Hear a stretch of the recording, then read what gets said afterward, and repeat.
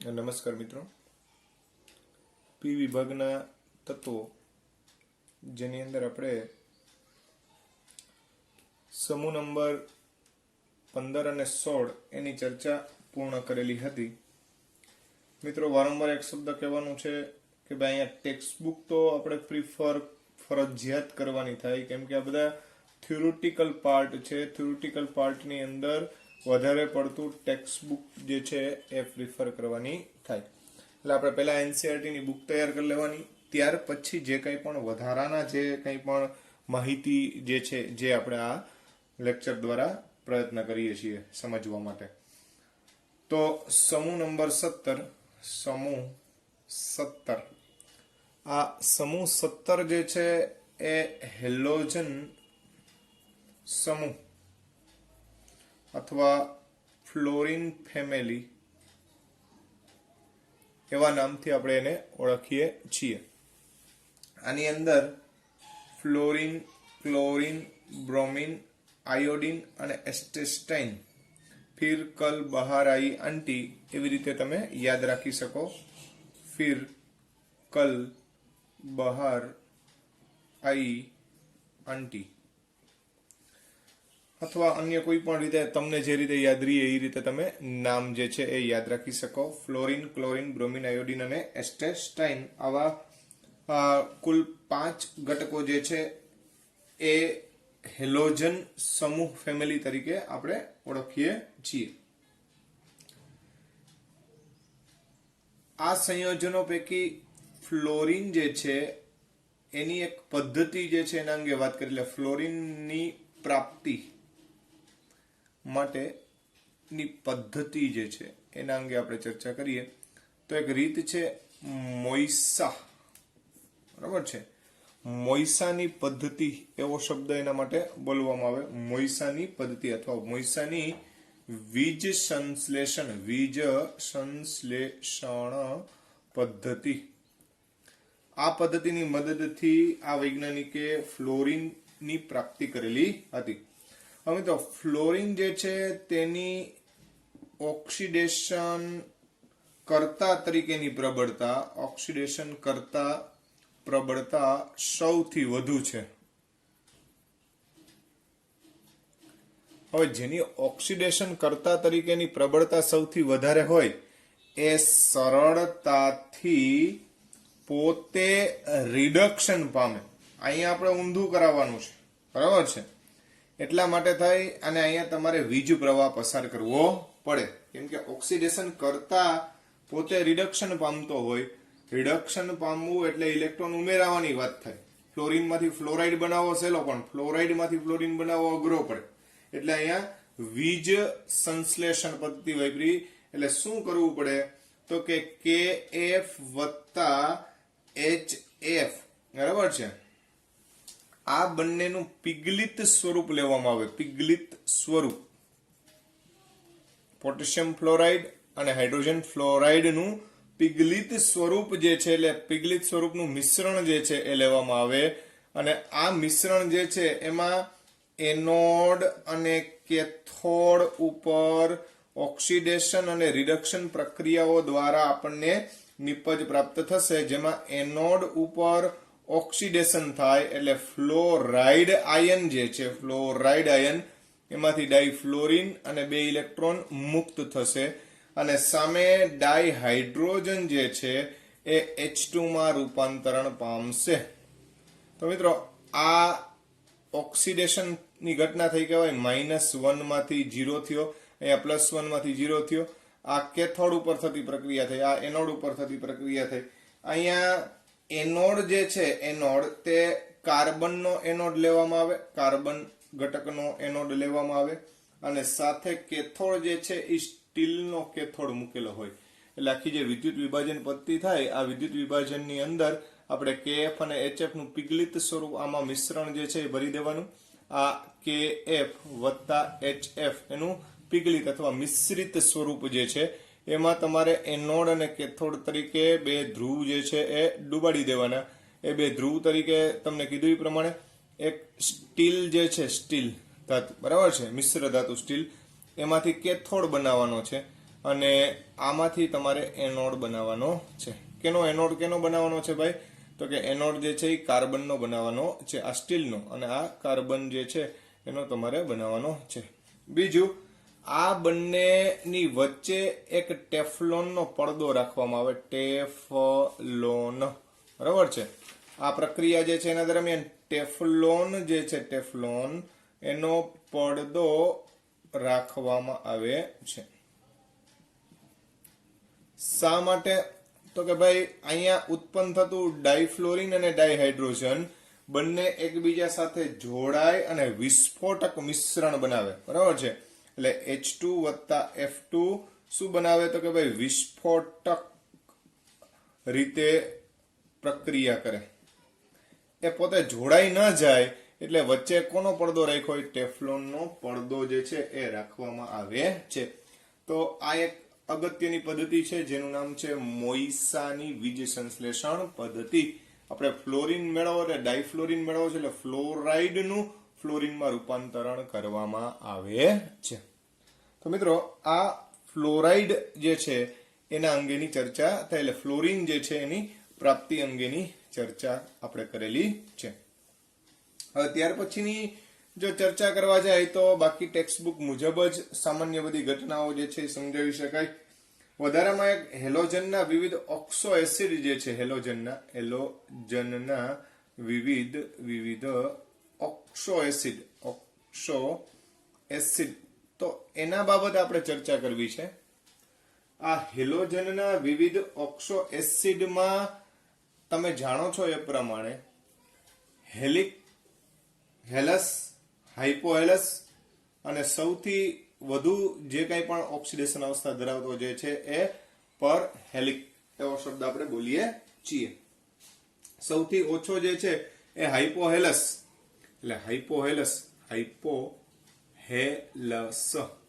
પછી જે છે એ હેલસ, પછી હેલિક અને પછી પરહેલિક, બરાબર છે. HOX, આમ તો HXO કહીએ આપણે, HXO2, HXO3 અને HXO4. આ રીતના જુદા જુદા એસિડ જે છે એ સંભવી શકે, જેમાં આનો ઓક્સિડેશન અવસ્થા જે છે આના આધારે -2, આના આધારે +1, તો અહીંયા ઓક્સિડેશન અવસ્થા જે છે એ +1 થાય. આમાં ઓક્સિડેશન અવસ્થા ગણો તો 2 દુ 4 માંથી એક જાય એટલે +3 ઓક્સિડેશન અવસ્થા આવે. એમાં અહીંયા +5 ઓક્સિડેશન અવસ્થા આવે, અને આમાં તમે ગણશો એટલે 4 દુ 8 માંથી એક જાય તો +7 ઓક્સિડેશન અવસ્થા આવે. તો મિત્રો, આની પહેલા આપણે વાત કરી હતી કે ફ્લોરિન સિવાયના કોઈ પણ ઘટકમાં ઓક્સિજન જે છે એ વિદ્યુત ઋણ ઘટક સ્વરૂપે રહેલો હોય, કેમ કે ઓક્સિજનની વિદ્યુત ઋણતા અન્ય ઘટકોની સાપેક્ષમાં ખૂબ વધારે હોય છે. એટલે આ વસ્તુ ખાસ ધ્યાનમાં રાખજો. અહીંયા અગાઉ પણ વાત કરી છે, HOX અથવા HXO એના કરતા HHXO2 એના કરતા HXO3 અને એના કરતા HXO4 આની એસિડિક પ્રબળતા સૌથી વધારે. જેમ ઓક્સિડેશન આંક વધે, તેમ એસિડિક પ્રબળતા વધશે, વધે. એટલે આ પૈકી સૌથી વધુ જે છે એ એસિડિક કયો ઘટક ગણાય? તો કે HXO4 સૌથી વધારે એસિડિક ગણાય. હવે મિત્રો, અહીંયા બધા જ પ્રકારના એસિડ બધા જ તત્વો બનાવતા નથી, એ ખાસ ધ્યાનમાં રાખજો, બરાબર છે. તો હેલસ એસિડ જે છે, હેલસ એસિડ એ માત્ર ક્લોરીન દ્વારા જ પ્રાપ્ત થાય છે. શબ્દ બરાબર સાંભળજો, બરાબર છે. હેલસ એસિડ જે કીધો એ માત્ર એક જ જોવા મળે, ને એ ખાલી ક્લોરીન દ્વારા, એટલે જેને આપણે ક્લોરસ એસિડ કહે છે, ક્લોરસ એસિડ. અન્ય ફ્લોરિન, બ્રોમિન કે આયોડિન કોઈ એવા હેલસ એસિડ જે છે એ બનાવતા નથી. એટલે HClO2 આ એકમાત્ર ને એક એવો હેલસ એસિડ છે. અન્ય કોઈ હેલસ એસિડ જે છે એ જોવા મળતા નથી. ખાસ ધ્યાનમાં રાખજો. ફ્લોરિનમાં હાઇપોહેલસ સિવાય કોઈ બનતા નથી. ફ્લોરિનમાં હાઇપોહેલસ સિવાય શક્ય બનતા નથી. એ પણ વસ્તુ ધ્યાનમાં રાખજો. હવે ત્યાર પછીની જો ચર્ચા કરવા જાય તો 4 એસિડ જ એવા છે આ બધા સભ્યોમાં, માત્ર 4 જ એસિડ એવા છે એસિડ કે જે શુદ્ધ સ્વરૂપે પ્રાપ્ત કરી શકાય. એટલે શુદ્ધ રીતે જો તમારે બનાવવા હોય તો ફક્ત તમને 4 જ એવા એસિડ છે કે જે તમે શુદ્ધ સ્વરૂપે મેળવી શકો. બરાબર છે. એમાં ખાસ કરીને એક છે HClO4. HClO4 આ HClO4 એટલે પરક્લોરિક એસિડ. પરક્લોરિક એસિડ. બરાબર છે. પછી બીજો જે છે એ HiO3 છે. આ પરક્લોરિક છે. આ જે છે એ આયોડિક થાય. પર આયોડિક ન થાય, કેમ કે 4 આવે તો પર આવે. બરાબર છે. 4 સિવાય હોય તો એનાથી ઓછો હોય તો ક્લોરિક, એમ અહીંયા આયોડિક આવે. શું આવે? આયોડિક. તો આ જે છે એનું નામ છે આયોડિક એસિડ. ત્યારબાદ ત્રીજો જે છે એમાં એક છે HiO4 અને એક છે H5IO6. બરોબર, ધ્યાન રાખજો મિત્રો. આ બે પર આયોડિક એસિડ જ કહેવાય, પણ એક જે છે એ HiO4 છે અને એક જે છે એ H5IO6 છે. એમાં આને મેટા પર આયોડિક એસિડ કહેવાય, આયોડિક એસિડ કહેવાય, અને આને કહેવાય પેરા પર આયોડિક એસિડ. તો આ રીતે આયોડિક એસિડ એટલે પર આયોડિક એસિડ જે છે એમાં બે પ્રકારના પર આયોડિક એસિડ જોવા મળે. એક છે એ મેટા પર આયોડિક એસિડ છે અને બીજો જે છે એ પેરા પર આયોડિક એસિડ છે, જેની આગળ પણ હમણાં આપણે ચર્ચા કરીએ છીએ. તો આ વસ્તુ ખાસ ધ્યાનમાં રાખજો. આટલા જ શુદ્ધ સ્વરૂપે મળે, શુદ્ધ સ્વરૂપે પ્રાપ્ત થાય. બાકીના બધા આપણને મળે પણ મિશ્ર સ્વરૂપે જ મળે. એટલે પ્રક્રિયા દરમિયાન ઉત્પન્ન થાય પણ એ પ્રક્રિયા મિશ્રણમાં જ રાખવા પડે. બહાર શુદ્ધ સ્વરૂપે આપણે એને લઈ શકતા નથી. તો આ એક ખાસ વસ્તુ ધ્યાનમાં રાખજો. એટલે એનું નિષ્કર્ષણ જે છે એ બીજાનું શક્ય નહીં બને. તો આ 4 એવા એસિડ હતા કે જે આપણે હેલોજનના ઓક્સો એસિડ પૈકીના આવા એસિડને આપણે અલગ રીતે તારવી શકીએ છીએ. હવે કેટલીક જે કંઈ પણ અગત્યની બાબતો જે છે એને પણ ખાસ ધ્યાનમાં લઈ લઈએ. બરાબર છે. તો એ પૈકી તમે જાણો છો એ પ્રમાણે કે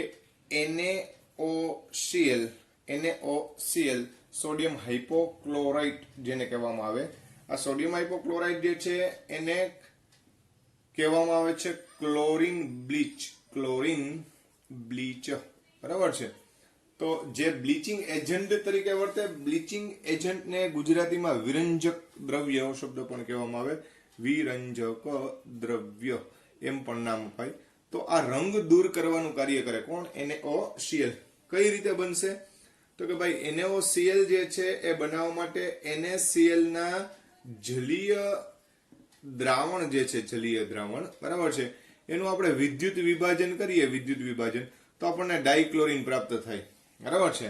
હવે જે ડાઇક્લોરિન મળે, આ ડાઇક્લોરિન જે છે એની NaOH સાથે પ્રક્રિયા કરવામાં આવે, સોડિયમ હાઇડ્રોક્સાઇડ એની સાથે પ્રક્રિયા કરવામાં આવે, જેથી કરીને આપણને શું મળશે? તો કે NaOCl પ્રાપ્ત થાય છે. એટલે સોડિયમ હાઇપોક્લોરાઇટ.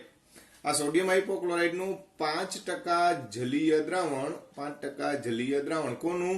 આનું NaOCl નું 5% જલીય દ્રાવણ જે છે, દ્રાવણ જેને ક્લોરીન બ્લીચ કહેવાય, ક્લોરીન બ્લીચ કહેવામાં આવે છે. મિત્રો અહીંયા એક બીજી વસ્તુ ધ્યાનમાં રાખજો. આ જે છે એ શું કર્યું આપણે? તો કે ભાઈ Cl2 અને NaOH ની પ્રક્રિયા કરી. બરાબર છે. અહીંયા NaOH નું પણ જલીય દ્રાવણ લીધું છે, ડાઇક્લોરિન સાથે સીધી પ્રક્રિયા કરી છે. પરંતુ જો ગરમ NaOH જે છે, ગરમ NaOH સાથે ડાઇક્લોરિન ઉમેરવામાં આવે તો નિપજ આપણને NaOCl પ્રાપ્ત નથી થતી, બરાબર છે. ગરમ NaOH એમાં ડાઇક્લોરિનની પ્રક્રિયા થાય તો નિપજ જે છે એ બદલી જાય, NaClO3 પ્રાપ્ત થાય. શું પ્રાપ્ત થાય ભાઈ? NaClO3. આને સોડિયમ ક્લોરાઇડ કહેવાય. શું કહેવાય ભાઈ? Sodium chlorate. આ સોડિયમ હાઇપોક્લોરાઇટ છે, આ સોડિયમ ક્લોરેટ છે. તો આ સોડિયમ ક્લોરેટ જે છે એ પણ અગત્યનો ઘટક ગણાવી શકાય. અહીંયા પ્રક્રિયા જે છે એની જેમ જ થઈ, બરાબર છે. ડાઇક્લોરિન એની NaOH સાથે પ્રક્રિયા કરવામાં આવે, પ્રમાણમાં મોલ જે છે એના વધારે જોશે. શું કામ? તો કે ભાઈ NaClO3 બનાવવાનું છે એટલે 6 મોલ NaOH જે છે એ વપરાય. NaClO3 -1 બને, સાથે સાથે પ્રક્રિયા થઈ અને 5 મોલ NaCl છૂટા પડે અને સાથે સાથે 3 મોલ H2O તમે પ્રાપ્ત કરી શકો. આ રીતની એક પ્રક્રિયા જે છે એ દર્શાવી શકાય. આ બેનો સોડિયમ ક્લોરેટ, આ Na+ અને ClO3- એટલે ટૂંકમાં તટસ્થ જે છે આ રીતે શક્ય બની શકે, બરાબર છે. હવે આ પ્રકારનો ઘટક જે છે એ બનાવવાથી ફાયદો શું? તો કે ભાઈ આ ખરેખર તો જંતુનાશક તરીકે અને ખાસ કરીને તૃણનાશક તરીકે ઉપયોગી છે, બરાબર છે. તૃણનાશક એટલે તૃણ એટલે ઘાસ જે છે એને દૂર કરનાર એમ કહી શકાય. તૃણનાશક એવો શબ્દ કહેવાય, બરાબર છે. આ ઉપરાંત મિત્રો જેમ આ સોડિયમ ક્લોરેટ છે એવો જ પોટેશિયમ ક્લોરેટ ઘટક જો લેવામાં આવે, પોટેશિયમ ક્લોરેટ, તો પોટેશિયમ ક્લોરેટ જે છે એ એક અગત્યનો ઓક્સિડેશન કર્તા તરીકે વર્તે. પોટેશિયમ ક્લોરેટ એટલે KClO3 જે છે એટલે આને કહેવાય પોટેશિયમ ક્લોરેટ, કે જે અગત્યનો એક ઓક્સિડેશન કરતા જે છે, જે દિવાસળી, પછી ફટાકડા અને સ્ફોટક પદાર્થ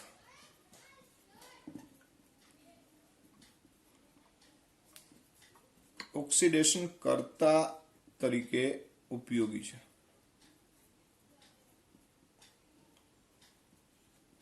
કેમ કે આમાં ઓક્સિજનનું સવિશેષ પ્રમાણ છે તો એક ઓક્સિડેશન કર્તાની ભૂમિકામાં એ ઉપયોગી થશે.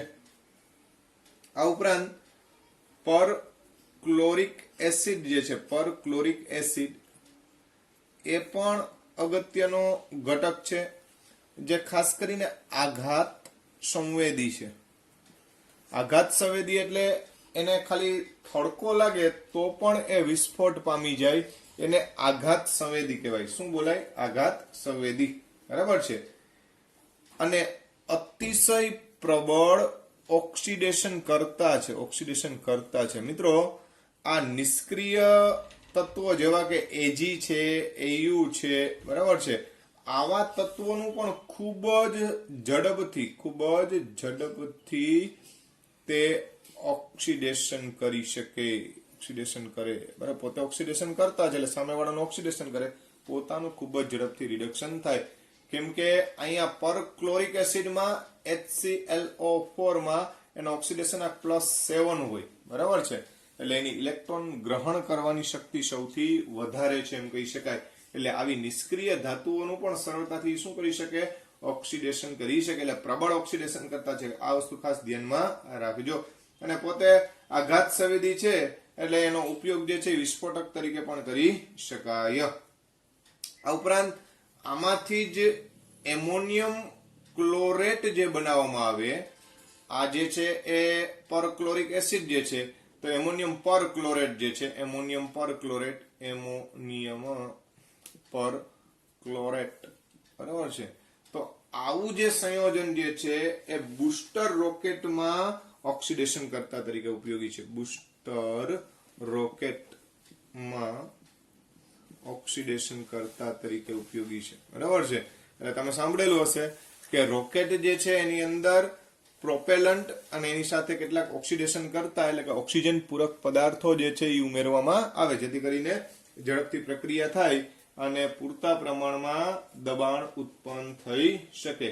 તો આ એમોનિયમ ક્લોરાઇડ જે છે એ આ રીતે ઉપયોગી છે. આ ઉપરાંત આપણે આયોડિનના બે પર આયોડિક એસિડની વાત કરી. એક જે છે એ મેટા પર આયોડિક એસિડ અને બીજો જે છે એ પેરા પર આયોડિક એસિડ. તો એના અંગે પણ એક નાનકડી ચર્ચા આપણે કરી લઈએ. તો આયોડિનના બે પર આયોડિક એસિડ છે. એમાં એક જે છે એ HiO4 જેનું નામ જે છે એ તમે જાણો જ છો. આ પ્રકારનો જે આયોડિક એસિડ જે છે એ મેટા પર આયોડિક એસિડ છે. અગાઉ પહેલા ચર્ચા કરી આપણે મેટા પર આયોડિક એસિડ. આ મેટા પર આયોડિક એસિડ છે. અને બીજો જે છે એ છે H5IO6 એ છે પેરા પર આયોડિક એસિડ. આવા બે પ્રકારના પર આયોડિક એસિડ છે. એમાં આ HiO4 જે છે એમાં આયોડિન સાથે ઓક્સિજન જે છે એ આ રીતે અને એક OH સ્વરૂપે જોડાયેલો. એટલે આ જે છે એમાં એક જ H જે છે એ વિસ્થાપિત શક્ય બને. એટલે આ જે છે એ મોનોપ્રોટિક છે. એપ્રોટિક અથવા મોનોપ્રોટિક કહેવાય. જ્યારે આનું બંધારણ જે છે એ અષ્ટફલકીય આકારનું છે. જે પૈકી 5 OH સમૂહ જે છે એ આ રીતે અષ્ટફલકીય આકારમાં જોડાયેલા હોય છે. તો ભાઈ આ જે છે એ ચતુષ્ફલકીય બંધારણ ધરાવે. આ અષ્ટફલકીય બંધારણ ધરાવે અને દરેક O સાથે જોડાયેલો H છે એ એસિડ સ્વરૂપમાં મુક્ત કરી શકાય. એટલે આ જે છે એ પોલીપ્રોટિક એસિડ છે. બરાબર છે. આ પોલીપ્રોટિક એસિડ છે. જ્યારે આ જે છે એ મોનોપ્રોટિક અથવા એપ્રોટિક એસિડ છે એવું કહી શકાય. એમ છતાં પણ ખાસ ધ્યાનમાં રાખજો, આની પ્રબળતા વધારે છે. એટલે પ્રબળતા આની વધારે છે એના કરતા પ્રમાણમાં કેવો છે? નિર્બળ છે. પોલીપ્રોટિક ખરો, બરાબર છે, પણ પ્રમાણમાં નિર્બળ પોલીપ્રોટિક એસિડ છે એવું કહી શકાય. બીજી વાત કે બ્રોમિન અથવા ક્લોરીન જેવા ઘટકો માત્ર એક જ પર હેલિક એસિડ બનાવી શકે છે. અન્ય પર હેલિક એસિડ એમાં નથી બની શકતા. શું કામ? તો કે ભાઈ એના કદ નાના છે, માટે અષ્ટફલકીય આકાર શક્ય નથી. આકાર ન મળે. બરાબર છે. આમાં આયોડિનનું કદ પ્રમાણમાં મોટું હોય એટલે અષ્ટફલકીય આકાર કદમાં કેવો હોય? મોટો. તો આમાં શક્ય બને, બાકીનામાં શક્ય બનતો નથી. એટલે આ બધામાં ફક્ત ચતુષ્ફલકીય આકાર જ શક્ય બને. એટલે આ પ્રકારના ઘટકો જે છે એ ઉદ્ભવી શકતા નથી. તો ઘણીવાર તમને એવા આર અને અસેરેટિવ સંયોજન જે છે, રીઝન જે છે અને પ્રશ્ન જે છે એના સંદર્ભમાં પૂછી શકે અથવા કોઈ પણ ઘટકમાં આવું પૂછી શકે. તો ખાસ ધ્યાનમાં રાખવું. તો આ વાત થઈ આપણે આયોડિનના બે જે એસિડ સંયોજનો જે છે એના અંગેની આપણે ચર્ચા કરેલી છે. ત્યાર પછીની જો ચર્ચા કરવા જઈએ તો સોડિયમ ફ્લોરાઇડ એટલે કે NaF. આ સોડિયમ ફ્લોરાઇડ જે છે એ પાણીના ફ્લોરિનેશન માટે ઉપયોગી છે. પાણીમાં ફ્લોરિનનું પ્રમાણ જરૂરી છે, પણ વધી ન જાય એ પણ જોવું પડે. એટલે 1 ppm થી વધવું જોઈએ નહીં. પણ છતાં પણ સોડિયમ ફ્લોરાઇડની મદદથી પાણીમાં ફ્લોરિન જે છે એ ઉમેરી શકાય. એટલે પાણીના ફ્લોરિનેશન માટે સોડિયમ ફ્લોરાઇડ ઉપયોગી છે એવું કહી શકાય. આ ઉપરાંત એક SnF2 નામનો પદાર્થ છે જેને સ્ટેનસ ફ્લોરાઇડ કહેવાય. જે આ સ્ટેનસ ફ્લોરાઇડ જે છે એ ટૂથપેસ્ટમાં ઉપયોગી છે. આ ફ્લોરાઇડ ક્યાં ઉપયોગી છે? ટૂથપેસ્ટ ના બંધારણમાં ઉપયોગી છે. એટલે ફ્લોરિનના ઘણા બધા એવા સંયોજન છે કે જેનો કોઈ ને કોઈ રીતે ઉપયોગ થતો હોય. જ્યારે બ્રોમિન જે છે એની સિલ્વર સાથે પ્રક્રિયા કરી અને સિલ્વર બ્રોમાઇડ બનાવવામાં આવે તો આ સિલ્વર બ્રોમાઇડ જે છે એ ફોટોસેન્સિટિવ એટલે કે પ્રકાશ સંવેદી પદાર્થ છે, પ્રકાશ સંવેદી પદાર્થ. અને પ્રકાશ સંવેદી પદાર્થ હોવાના કારણે થઈ અને આ AgBr નો ઉપયોગ ફોટોગ્રાફી માં કરવામાં આવે છે. બરાબર છે. તો આ ટૂંકમાં જુદી જુદી માહિતી જે છે એ આપણે સમૂહ નંબર 17 ને અનુરૂપ દર્શાવી શકીએ કે ટેક્સ્ટબુક ઉપરાંત કેટલીક માહિતીઓ જે છે તમને કામ લાગી શકે એવી છે. તો મિત્રો ખાસ આ પ્રકારની માહિતીઓ જે છે એને જરા એકત્રિત કરી અને આપણે ધ્યાનમાં લઈ લેવી. બાકી ટેક્સ્ટબુક તો તૈયાર કરવાની જ છે, એના સિવાય આપણી પાસે કોઈ વિકલ્પ છે નહીં. એટલે ટેક્સ્ટબુક ઉપરાંતની જે કંઈ પણ આ ચર્ચાઓ છે એને પણ ખાસ ધ્યાનમાં લઈ લેશો. સમૂહ નંબર 18 એના અંગે ચર્ચા કરીએ તો helium, neon, argon, krypton, xenon અને रेडोन. हीना, नीना और करीना ઝેરોક્સ કી રાની. આવી રીતે આપણે યાદ રાખી શકીએ અથવા આપને કોઈ પણ મેથડ જે ફાવે એના આધારે તમે યાદ રાખી શકો. હવે મિત્રો અહીંયા helium, neon, argon, krypton, xenon અને રેડોન આ બધા જ ઘટકો જે છે એ પ્રમાણમાં નિષ્ક્રિય ઘટકો જે છે, એટલે આપણે એને નિષ્ક્રિય વાયુ,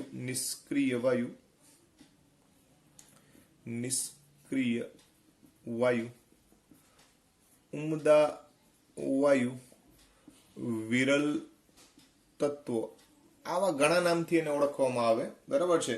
પણ અમુક શબ્દો જે છે યોગ્ય નથી, કેમ કે આર્ગોન જે છે, આર્ગોન એ સૂકી હવામાં 1% જેટલું પ્રમાણ ધરાવે.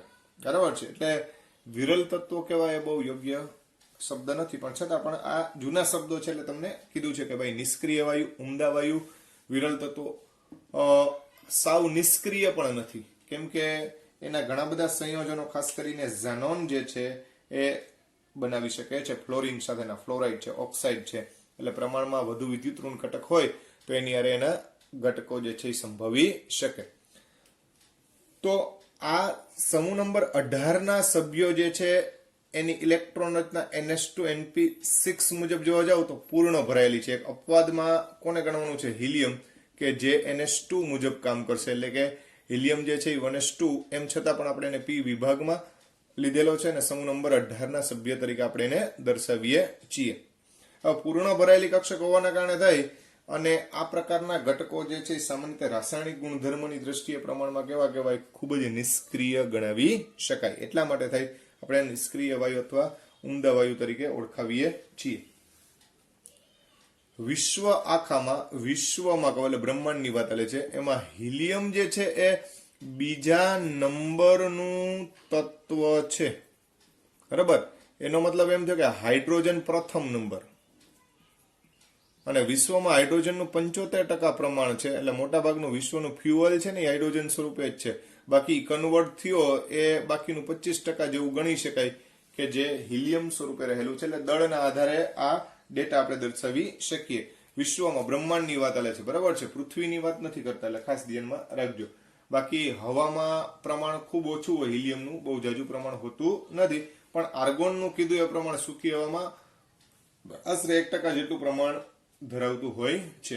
બીજું, હવાનું પ્રવાહીકરણ કરવામાં આવે. પ્રવાહીકરણ એટલે હવાનું પ્રવાહીકરણ એટલે ખાસ કરીને દીવાર પદ્ધતિ કહેવાય. કઈ પદ્ધતિ કહેવાય? દીવાર પદ્ધતિ. આની મદદથી હવાનું પ્રવાહીકરણ કરી અને આ નિષ્ક્રિય વાયુ જે છે એનું શું કરી શકાય? અલગન કરી શકાય. બરાબર. એટલે નિષ્ક્રિય વાયુ અને હવામાંથી જુદા પાડવા માટેની આ એક પદ્ધતિ છે જેને આપણે દીવાર પદ્ધતિ એવા નામથી પણ ઓળખીએ છીએ.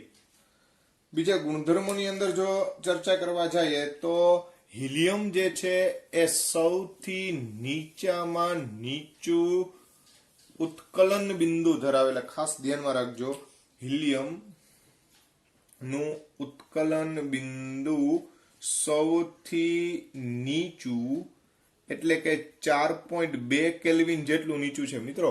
એનો મતલબ એમ થયો કે 4.2 કેલ્વિન છે, જોજો સેલ્સિયસ નથી, એટલે સેલ્સિયસમાં તો બહુ માઇનસમાં જાય, બરાબર છે. તો આટલું બધું નીચું હોવાના કારણે થાય સામાન્ય રીતે તે વાયુ સ્વરૂપમાં જોવા મળે, વાયુ સ્વરૂપે જોવા મળે છે. ખાસ ધ્યાનમાં રાખજો, બરાબર છે. એટલે 4.2 કરતા ઊંચું તાપમાન હોય એટલે વાયુ જ બની જાય. આ ગુણધર્મનો ઉપયોગ જે છે ને એ મરજીવાઓ પોતાના ઓક્સિજન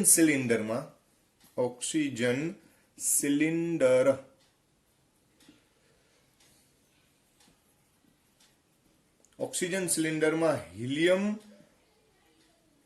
ના મિશ્ર વાયુ તરીકે ઉપયોગમાં લે છે, બરાબર છે. આપણે દ્રાવણવાળા પ્રકરણની અંદર આ શબ્દ આવતો, બરાબર. તો મરજીવાઓ જે છે એ ઓક્સિજન સિલિન્ડરમાં હિલિયમ નાખે એની પાછળનું રીઝન, ખાસ એનું જે કંઈ પણ ઉત્કલન બિંદુ છે એ ખૂબ જ નીચું છે, જેથી કરીને એ સરળતાથી પ્રવાહીકરણ નહીં પામે ભાઈ, અને વાયુ સ્વરૂપમાં જ લેશે. તો મરજીવાઓ જે છે એ નીચે તરફ જાય, જેમ નીચે જતા જાય દરિયામાં એમ દબાણ જે છે એ વધે, બરાબર છે. એટલે પ્રવાહીકરણની શક્યતા રહે, પ્રવાહીકરણ જે છે એની શક્યતા રહે. પણ હવે આનું કીધું એ પ્રમાણે ઉત્કલન બિંદુ બહુ નીચું હોય એટલે સ્વાભાવિક વસ્તુ છે, ઘડીકમાં એ સરળતાથી પ્રવાહીકરણ થશે નહીં. આ ગુણધર્મના કારણે ઓક્સિજન સિલિન્ડરમાં એનો ઉપયોગ કરવામાં આવે. બાકીની અન્ય બાબતો જે છે એ ખાસ ટેક્સ્ટબુક મુજબ તમારે 18મા સમૂહમાં કરવાની છે. એક પરીક્ષાઓની અંદર ખાસ પૂછાયેલા જે પ્રશ્નોની વાત કરવા જાય તો XCF2 અથવા તો અન્ય કોઈ પણ ઝેનોન આધારિત જે પ્રશ્નો જે છે એમાં ખાસ ધ્યાનમાં રાખજો. આમાં બોન્ડિંગ પેર અને લોન પેરની સંખ્યા પૂછાય છે, ની સંખ્યા ગણો એવો પ્રશ્ન પૂછાય, અથવા એનો આકાર, સંકરણ એવી ઘટનાઓ પૂછાય છે. તો ભાઈ આની પહેલા આપણે સમજાવેલું જ છે કે ભાઈ ઝેનોન છે એટલે પરમાણુ ક્રમાંક જે છે એ 54 હોય, પણ આપણે બાહ્યતમ કક્ષાનું ખાસ ધ્યાન હોય, સંયોજક કક્ષામાં 8 ઇલેક્ટ્રોન હોય, 1 2 3 4 5 6 7 અને 8, 1 2 3 4 5 6 7 અને 8. હવે ફ્લોરિન છે એ મોનોવેલન છે, એટલે 2 ફ્લોરિન આ રીતે એક એક બંધ બનાવે. હવે જેટલા બંધ બને ને ભાઈ એટલા બોન્ડિંગ પેર કહેવાય. એટલે બોન્ડિંગ પેર છે એ કેટલા થયા કહેવાય? આ 1 અને 1 એટલે 2. બાકી 2 નું જોડકું બનાવવાનું, જેને આપણે લોન પેર કહેતા હતા. તો આ 1 2 અને 3 લોન પેર થાય, ટોટલ પેર 5 થાય. 5 વાળું એટલે ટોટલ 5 એટલે sp3d સંકરણ થાય, એક s 3p અને એક d, બરાબર છે. તો sp3d મુજબ ઝેનોન સાથે 3 અબંધકારક ઇલેક્ટ્રોન યુગ્મ ગોઠવવાના થાય, અને 2 જે છે એ ફ્લોરિન્સ જે છે એ આ રીતે ગોઠવવાના થાય. તો આ પ્રકારની એની રચના થાય. આમ મૂળભૂત આકાર જે છે એ ત્રિકોણીય દ્વિપિરામિડ થયો, પણ આપણે લોન પેરને આકારમાં ધ્યાનમાં ન લઈએ એટલે આકાર જે છે એ કેવો ગણવાનો થાય? રેખીય આકાર આપણે દર્શાવવો પડે. એટલે આનો આકાર છે એ રેખીય છે. કેવો છે ભાઈ?